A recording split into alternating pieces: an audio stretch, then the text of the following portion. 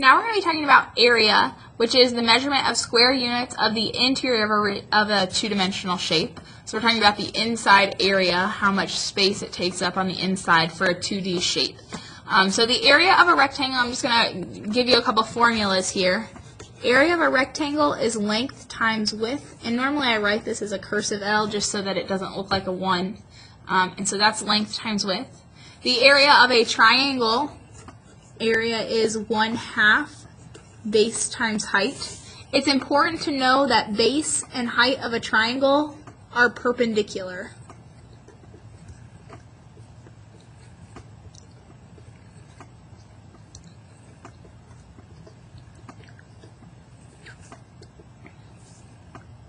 This means that they come together at a right angle.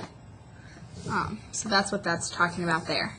And then the last thing that we're going to be doing is finding the area of a trapezoid. The area of a trapezoid, the formula is 1/2, and then inside parentheses, base 1 plus base 2 times the height. So we've got area equals length times width is area of a rectangle, area of a triangle, 1/2 times base times height, and then the area of a trapezoid is 1/2 base 1 plus base 2 times the height. So when we open up here, we've got two rectangles to start. These rectangles have dimensions of 28 and 24 and 39 and 12. To find the area of this first rectangle, the formula is length times width. So to find the area, we're going to do 28 times 24. In this unit, we will be using calculators. So at this point, if you would like to pull out your calculator and do this on a calculator, 28 times 24, you may, and when we do that, we get an area of 672 inches squared.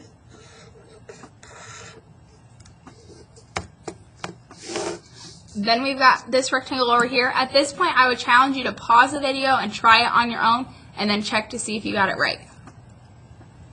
Hopefully you're coming back just to check your answer on this one. The area formula for a rectangle is length times width.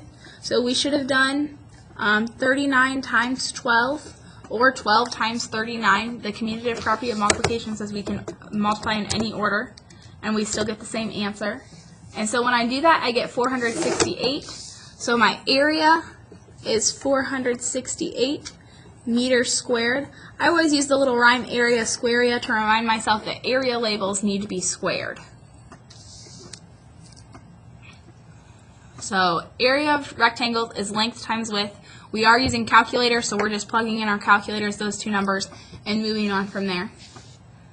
Next we have the triangles. The area of a triangle, the formula equals 1/2 times base times height. And that's because if we do the base times the height, which are perpendicular, we get the area of this large rectangle, but this triangle is only half of that large rectangle.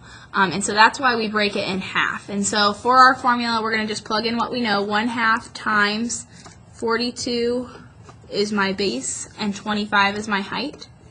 Again, it's super important that we remember base and height are perpendicular. They come together at a right angle, and so it's super important that we look for that right angle when we're doing the base and height of a triangle.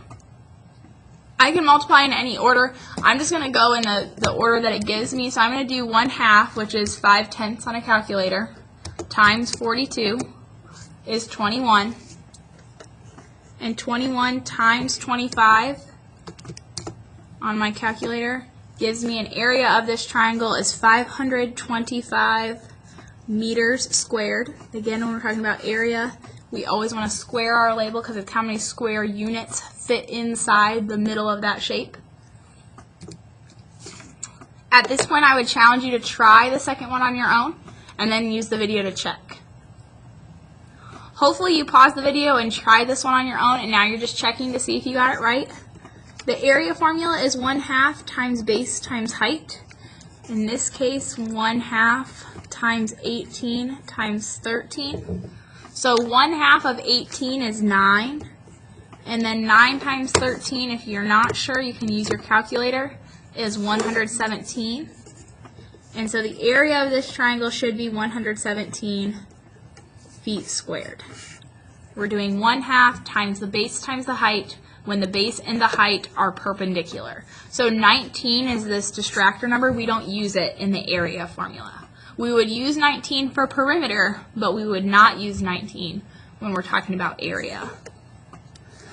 The last two examples here are trapezoids. It's really important for us to remember with trapezoids, and I should have wrote this on the front. It's really important for us to remember the area of a trapezoid, our two bases, are always parallel.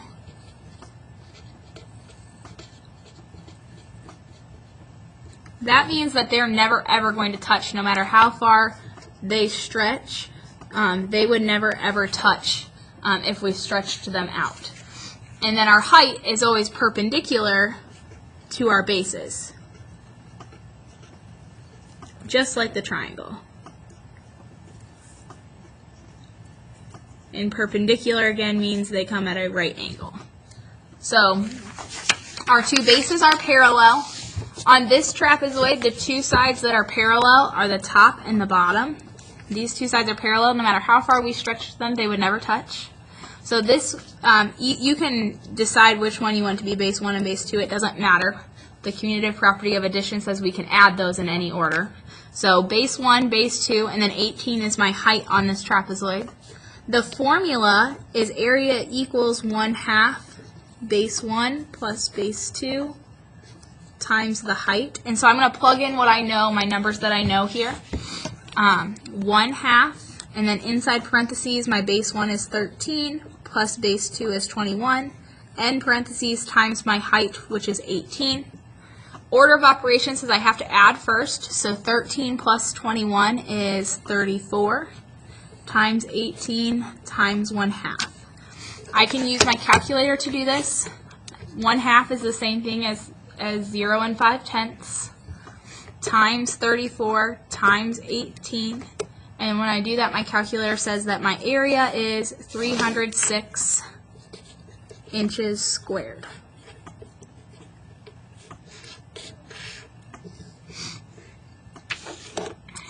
At this point, I would challenge you to pause the video and try this last trapezoid on your own, and then use the video to check and see if you got your answer correct.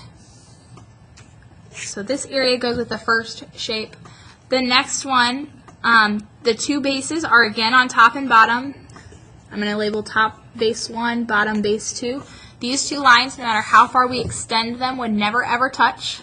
40 centimeters is my height because it comes perpendicular to my two bases. Just like in the triangle, base and height are perpendicular. In a trapezoid, bases and height are perpendicular. They come together at a right angle. So this 47 means nothing to us when we're talking about area. For perimeter, we would need to use it because we add up all our sides. But for area, we're just going to ignore that 47 and just work with the two base numbers and the height. So again, the formula for a trapezoid is 1/2 base 1 plus base 2 times the height. I'm going to plug in the numbers that I know. My base 1 is 56, plus my base 2 is 65. That goes inside parentheses, times my height is 40. Order of operations says that I have to add first and do the parentheses, so 56 plus 65, not 56 times, 56 plus 65 is 121.